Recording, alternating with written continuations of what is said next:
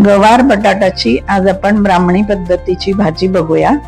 त्यासाठी थोडीशी गवार बाजूचे दोर काढून हाताने मोडून घेतलेली आहे, बारीक बारीक अशी, फार मोठी नाही मोडायची। एक बटाटा छोटे छोटे असे तुकडे करून चिरून घेतलेला आहे, एकदम जाड तुकडे ठेवायचे नाहीत, एकदम पातळही नाहीत। आता आपण गॅसवर हे भांड गरम केलेलं आहे, त्यामध्ये 2 चमचे आपण तेल घालून घेऊया। तेल तापलेलं आहे, आपण ही मोहरी टाकले, तीही चांगली तडतडू द्यायची। 1 चिमटीभर जिरं घातले, हेही तडतडू द्यायचं। अर्धा चमचा हिंग घातलाय आणि यामध्ये आपण आता आधी बटाटे घालून घेऊया। आता यावर हळद घालायची, अर्धा चमचा। फोडणीत हळद घातली तर काही वेळेला ती करपून जाऊ शकते।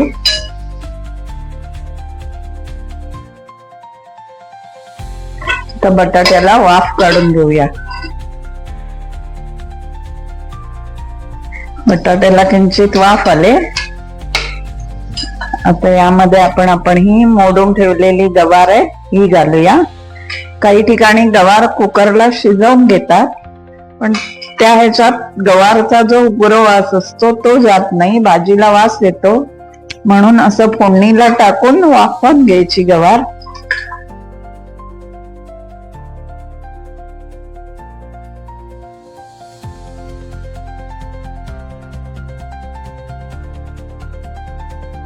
आता याच्यावर झाकण ठेवून छान 2-3 वाफा काढून घ्यायच्या। वाफ आले, परत एकदा असं ढवळून घेऊया, परत वाफ काढूया। ही जी वाफ येते ह्याने ह्या भाजीचा वास उग्रपणा कमी होतो, म्हणून ही भाजी जास्तीत जास्त वाफवून घ्यायची।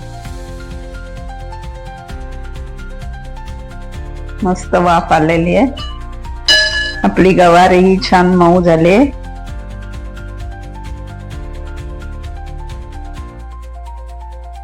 आता या स्टेजला आपण अगदी गवार म्हणजे भाजीच्या अंगाबरोबर असं शिजण्यापुरतं पाणी घालून घ्यायचं। हे बघा इतपतच, आणि याला आता छान कड काढून घ्यायचा, म्हणजे थोडक्यात गवार आणि बटाटा दोन्ही शिजवून घ्यायचं। मिनिटं झाले, आपण झाकण काढून बघूया। बघा कशी भाजी छान खदखदून कड आलेला आहे त्याला, आणि आपली भाजी 80 ते 90% शिजलेली आहे। हा बघा बटाटा, गवार बऱ्यापैकी शिजले। आता आहे बघा, याच्यामध्ये आपण तिखट मीठ घालून घेऊया। याच्यात 2 चमचे तिखट घालून घेतलेलं आहे, 1 चमचा मीठ घातलेला आहे, चमचावर आपला हा गोडा मसाला घातलेला आहे, 2 चमचे गूळ घातलेला आहे, आणि आमसूल घालूया, 1 ते 1.5 आमसूल घातलेला आहे। आता हे छान असं ढवळून घेऊया आणि पाणी आटेपर्यंत गॅसवर ठेवूया।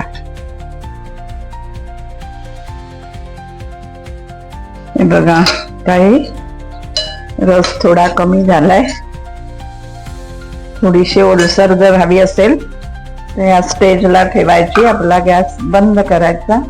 गॅस बंद करता करता वर मस्त ओलं खोबरं घालायचं, ते आपल्या आवडीनुसार कमी जास्त किती घालायचं।